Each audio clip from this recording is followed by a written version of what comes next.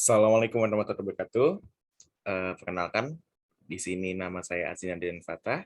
Saya ingin merepresentasikan mengenai makalah yang telah dibuat oleh kelompok 7 dengan judul penggunaan aplikasi TikTok dalam dunia e-commerce terhadap minat berbelanja mahasiswa Politeknik STM di Jakarta. Oke, pertama-tama di sini perkenalkan terlebih dahulu. Di sini profil lengkap saya, nama saya Azinadin Fatah dengan NIM 1321019. Saya adalah mahasiswa di Politeknik STM di Jakarta. Berikut ada beberapa konten yang ada dalam makalah kali ini. Yang pertama-tama itu bab 1 ada pendahuluan, kemudian yang bab kedua adalah landasan teori dari materi kami, kemudian yang ketiga ada metode penelitian dari kelompok kami, yang keempat ada analisis dan pembahasan, yang kelima ada bagian penutup dari makalah ini. Yang pertama-tama yaitu pendahuluan, di sini ada latar belakang, kemudian selanjutnya ada tujuan, selanjutnya ada rumusan masalah, batasan masalah, dan yang terakhir ada manfaat dari makalah ini. Pertama-tama di sini ada bagian latar belakang. Di bagian latar belakang ini kami merasa bahwa revolusi industri 4.0 ini sangatlah berdampak positif pada Indonesia, khususnya dalam bidang teknologi. Sehingga teknologi dan informasi berkembang pesat dan berkembangnya sangat signifikan nih. Perkembangan dan kemajuan teknologi dapat memudahkan masyarakat dalam mendapatkan hal-hal yang dibutuhkan.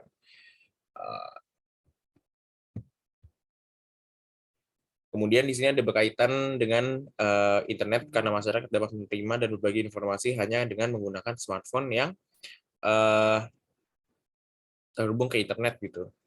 Dan masyarakat akan menjadi komunitas pengguna utama internet gitu, sehingga menunjukkan adanya perkembangan teknologi itu sendiri yang dapat memberikan inovasi, jalan alternatif, dan output baru karena membutuhkan akses internet gitu. Dan dari semua kemudahan itu membuat di mana terbentuknya sebuah e-commerce gitu, karena manusia ingin segalanya itu bisa diakses melalui internet. Pertama-tama di sini ada e-commerce. Nah, e-commerce ini menjadi bagian yang tak terpisahkan dan dari kerangka bisnis global dan tempat berbelanja yang sangat menguntungkan bagi masyarakat umum. Seperti banyak industri lain, sektor bisnis telah mengalami transformasi yang sangatlah substansial ya setelah munculnya internet dan berkat digitalisasi kehidupan yang terus berlanjut gitu. Konsumen juga berharap dari hampir setiap negara kini mendapatkan keuntungan dari transaksi online karena akses dan adopsi internet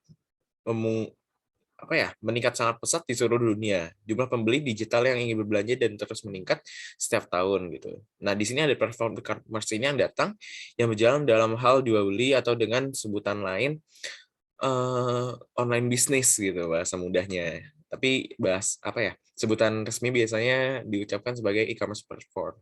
Digunakan oleh para pelaku bisnis agar dapat menjual dan memasarkan produk yang semakin yang ingin dijual dengan memanfaatkan internet dan teknologi yang semakin canggih.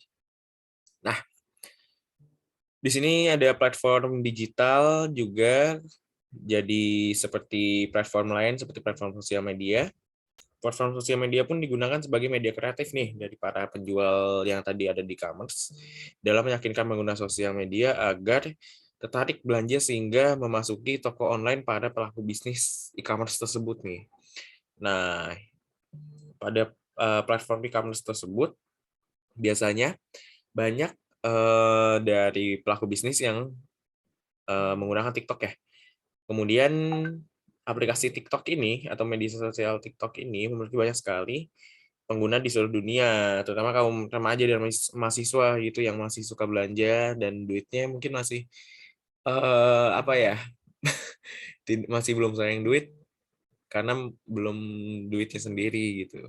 Nah, TikTok dan sosial media secara umum menjadi tempat masyarakat berbagi akan kesenangan dan cerita gitu. Nah, pelaku bisnis dapat memanfaatkan hal ini pada TikTok dengan mengimplementasikan kesenangan dan cerita dalam iklan atas produk yang mereka promosikan sehingga para penonton iklan tersebut akan tergiur atas kesenangan yang mungkin akan mereka dapatkan ketika membeli produk tersebut seperti yang ditampilkan pada iklan mereka. Nah, oleh karena itu penggunaan TikTok dalam dunia e-commerce terhadap minat berbelanja mahasiswa Politeknik STM Jakarta menjadi topik yang sangat menarik bagi penulis yaitu kelompok kami, dalam melakukan risetnya. Dari riset ini diharapkan bisa menjadi acuan dalam menjawab dan mengembangkan pemikiran serta pemahaman tentang dunia e-commerce terhadap minat berbelanja ke arah yang lebih luas lagi. Selanjutnya kita sudahi dulu bagian latar belakang. Kita masuk ke bagian tujuan. Nah, di sini makalah ini memiliki tujuan untuk pembahasan dan pengamatan, yaitu dengan melakukan riset dalam rangka mengetahui lebih dalam tentang penggunaan aplikasi TikTok dalam dunia e-commerce terhadap minat berbelanja mahasiswa Politeknik STM Jakarta. Selain itu, makalah ini juga sebagai salah satu perwujudan dari penugasan sebelum pelaksanaan ujian akhir semester atau UAS pada mata kuliah Bahasa Indonesia dan Tata Tulis Karya Ilmiah tentunya. Nah, selanjutnya di sini ada rumusan masalah. Nah, berdasarkan urutan uraian latar belakang yang sudah dijelaskan tadi, maka dapat dirumuskan pemesanan dalam penggunaan aplikasi TikTok dalam dunia e-commerce terhadap minat berbelanja mahasiswa seperti STM Jakarta adalah terdapat pada 4 poin berikut nih. Yang pertama itu mengaruh aplikasi TikTok terhadap barang yang ingin dibeli oleh calon pembeli ya. Ketika melihat TikTok, apakah makin tertarik gitu untuk berbelanja suatu item. Kemudian yang kedua yaitu pengalaman membeli produk di e-commerce yang merekomendasikan pada TikTok. Kemudian yang selanjutnya yang ketiga yaitu kelebihan yang dirasakan ketika mencari referensi produk dari aplikasi TikTok, dan terakhirnya itu kekurangan yang dirasakan ketika mencari referensi produk dari aplikasi TikTok. Ini batasan masalah, di sini riset ini hanya dibatasi dalam lingkup mahasiswa Politeknik STM Jakarta, riset hanya dibatasi pada pembelian pada platform e-commerce. Pembelian secara langsung dalam aplikasi TikTok tidak termasuk dalam riset, berbelanja secara offline karena promosi pada aplikasi TikTok tidak termasuk dalam riset, dan yang terakhir itu data kuesioner yang memenuhi syarat untuk riset adalah kuesioner yang diisi pada rentang waktu 24 Juni 2022 sampai dengan 30 Juni tahun 2022.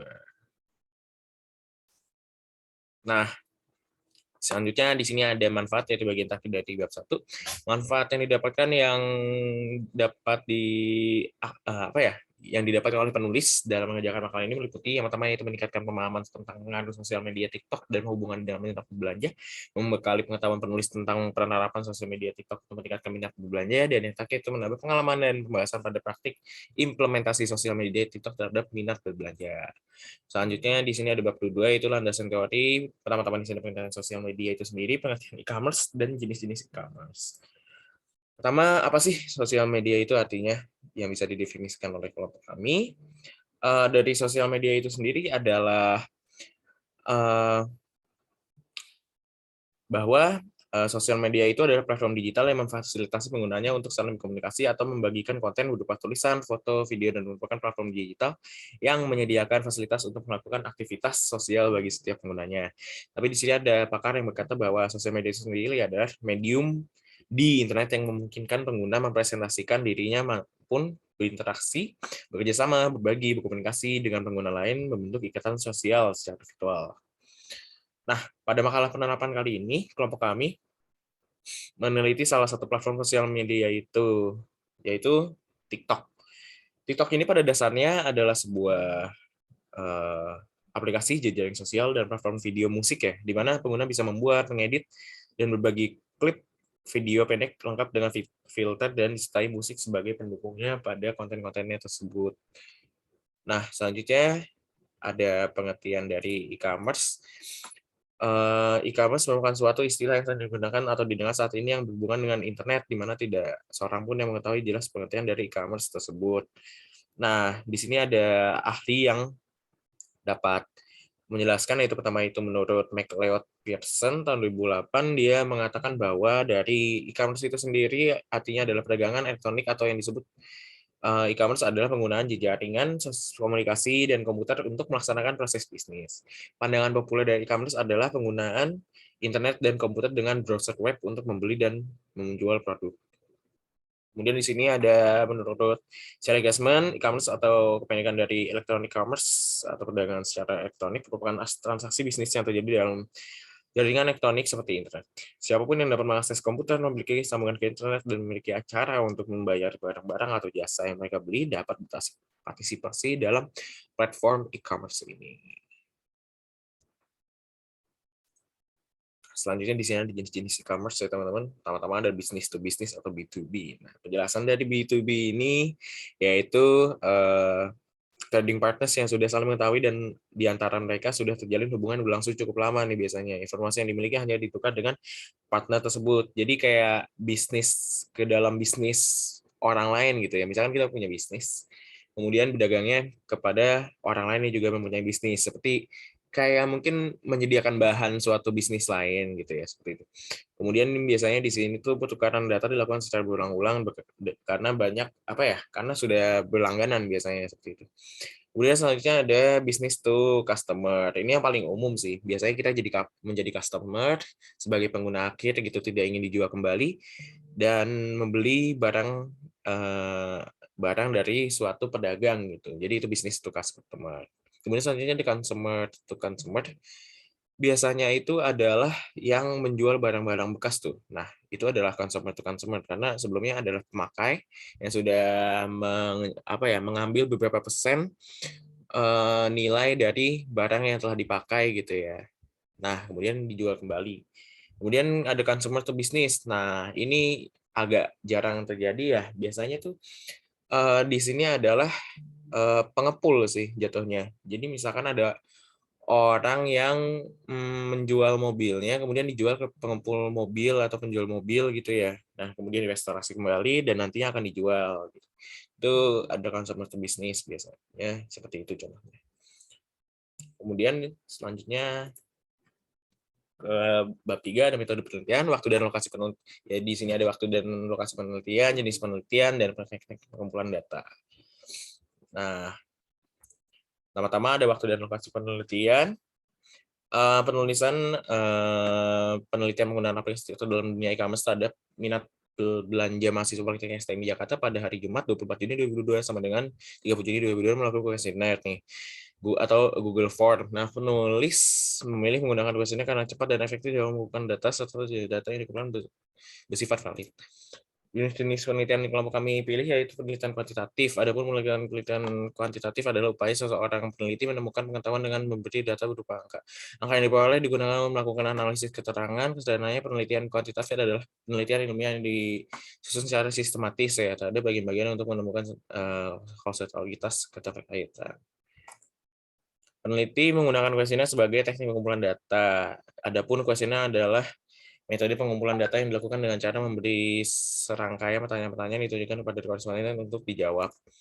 Nah, selanjutnya di sini ada bab keempat yaitu analisis dan pembahasan dari data-data yang kami kumpulkan. Nah, penelitian yang kami lakukan bersifat kuantitatif di mana data yang dihasilkan akan berbentuk angka. Nah, di dalam Google Formulir ini datanya itu menjadi terkumpul dalam bentuk persentase maupun kalkulasi hasil kalkulasi gitu ya teman-teman. Nah, aplikasi TikTok dalam dunia e-commerce terhadap minat berbelanja mahasiswa Politeknik STM dengan tujuan yang didasarkan data dikumpulkan dengan kuesioner sebanyak 20 responden yang pernah melakukan pembelian. Tapi alhamdulillah yang kami kumpulkan itu lebih sampai ada 33 responden. Nah, pertama-tama di sini ada karakteristik kelasnya ya. Di sini bisa dilihat ada data bahwa ada 33 sampel nih mahasiswa yang masuk. Sebanyak 64% itu datang dari kelas SA01. Sebanyak 21 atau 64%, dan data yang paling dikit yaitu dari prodi TRO dengan frekuensi hanya satu atau satu responden, dan angkanya yaitu 3% di sini. Kemudian selanjutnya karakteristik program studi. Di sini yang terbanyak yaitu 82% ya datang dari tentunya CEO. Kemudian yang paling dikit adalah teknik industri otomotif sebanyak 3% dan juga teknologi rekayasa otomotif sebanyak 3% juga. Kemudian tahun angkatannya tentu saja yang paling banyak yaitu dari angkatan 2021 perespon kami. Selanjutnya pemilikan aplikasi TikTok yang mempunyai ada 23 dari 33 atau 70%.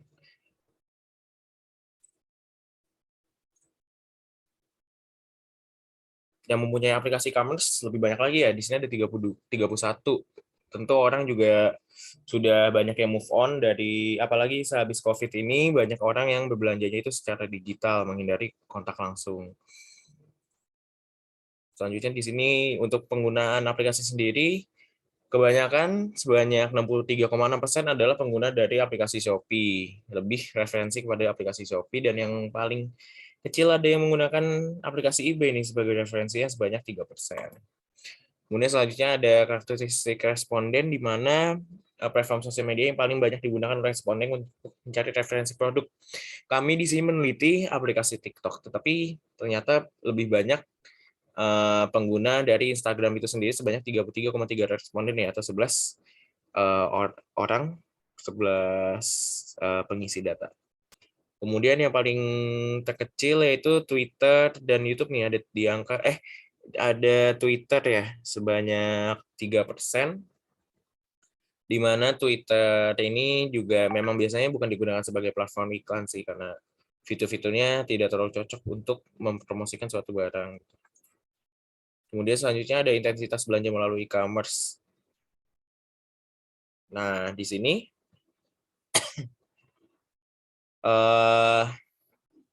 mereka mengatakan bahwa apa ya, di sini bahwa pada skala 8 atau lumayan sering berbelanja melalui e-commerce. Kemudian selanjutnya ada yang di skala 10 atau orang yang responden yang selalu berbelanja melalui e-commerce sebanyak 5 ya responden dengan di angka 15,2%. Dan yang pada skala 2 atau yang jarang sekali berbelanja melalui e-commerce ada di angka 1, hanya 1 responden saja dengan di angka 3%. Selanjutnya di sini ada karakteristik pengaruh aplikasi TikTok terhadap responden. Paling banyak menjawab bahwa TikTok itu tidak terlalu berpengaruh, jadi punya pendirian masing-masing mungkin ya. Untuk berbelanja dari 10 orang ini, yaitu di angka 33,3%, mengatakan bahwa TikTok tidak berpengaruh. Kemudian yang paling banyak yang paling sedikit yaitu di skala 9 ya, cuma 1 orang saja yang beranggapan bahwa TikTok berpengaruh dalam selera belanjanya.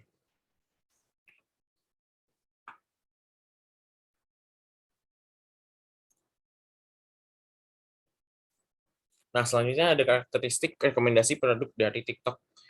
Nah, ini yang bisa dibilang